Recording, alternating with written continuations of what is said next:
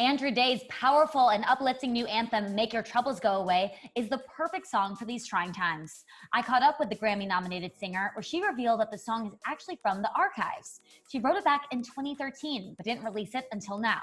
We talked about what inspired the song and why Andra feels hopeful about the future. Watch. The inspiration behind it was just like a lot of things that I do, prayer, who we are as servants, to each other. And really it was like a reminder of like, how God loved me, how I've been loved by, friends and by family members and who've been so loving and so forgiving with me and service, you know what I mean? How I desire to love people and to see people love each other. Like, sometimes it's messy. Like we have to get in there and we have to get our hands dirty. We got to get in there with our hands and our feet, you know what I mean? And our mind and not just our well-wishing. And I think that's the important part is the well-wishing needs to be coupled with action. And to the point where, we might be inconvenienced. It might be uncomfortable. And I think we're seeing a lot of that, which is really beautiful during this quarantine and during, the coronavirus and all that. And so it's, I think I released it now to encourage people and to team up with this charity GiveDirectly as well too. Yeah, talk to me about GiveDirectly and your work with them, because I think that's really amazing that there's a cause attached to this song. Yeah, definitely. I mean, for me, it was like, I didn't want to just release it to just release a song in the time, you know what I mean? Like, which is not bad actually. So let me be very clear that I'm not saying that I'm against that, because I actually really appreciate artists who release music that encourage us and uplift us or just make us feel good during this time. But for me, it was like, it was just basically like, how can we get involved? You know what I mean? Like, how can we help people? Like, I don't have a bunch of stuff and I don't have a huge platform, but I have something, you know what I mean? And so that can be used. And so I was asking my manager about like, we got to find, I don't want to just, Rise Up was kind of moving again because it always does in times like this. Which is such a blessing, but I was like, I don't really want to just promote. Rise Up's doing its thing. Like, I don't want to promote Rise Up. I don't want to like just because it's popping. So I was like, I love the song. I've always loved the song, and I wanted to make sure that it was being used to serve, like it talks about, And so he found this charity, GiveDirectly, and sent me the information. I looked at them. I loved them. I loved the concept. I love the idea behind what they're doing. And it's so simple. Like, it really is its name. It's, GiveDirectly. And I think during this time, like, there are really people who are choosing between food and shelter. You know what I mean? There are really people who are losing their homes. There are really people who are trying to make one meal stretch. You know what I mean? And so, like, for multiple kids. So I feel like there's a lot of red tape when it comes to other money and how to get it. And right now it's just like, people really just need help. You know what I mean? And they don't. And I love that they, we just give you the money. Like, we don't need to decide for you what you do with your money. And I think there is such a level of like dignity in that and autonomy. You're also starring as Billie Holiday in an upcoming biopic directed by Lee Daniels, which is also very, very exciting.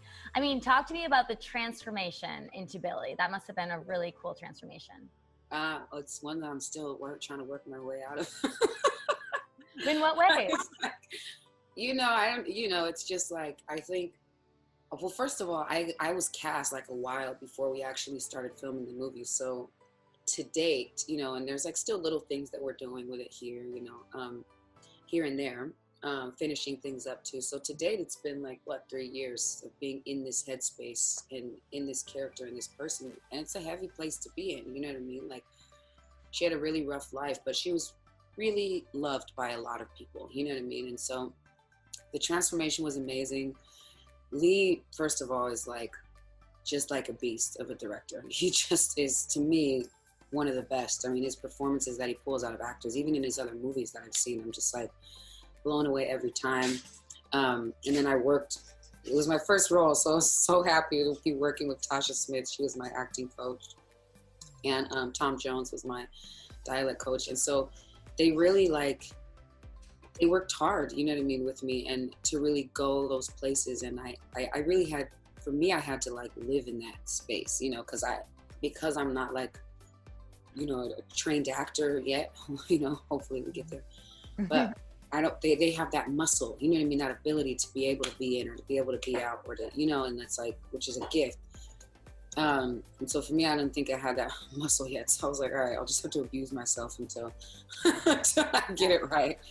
But I mean, the transformation was hard. It was heavy. You know, it was difficult on my team, the people around me. It was difficult on my family. But I think it was also really exciting, I think, for all of us, you know, and it was a lot of work. You definitely, you know, had to go some places emotionally that, you know, you don't want to stay in, you don't want to live in, you know what I mean? But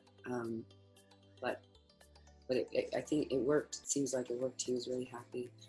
These are obviously very trying times right now, and especially even doing press, sometimes it's hard to be excited about stuff.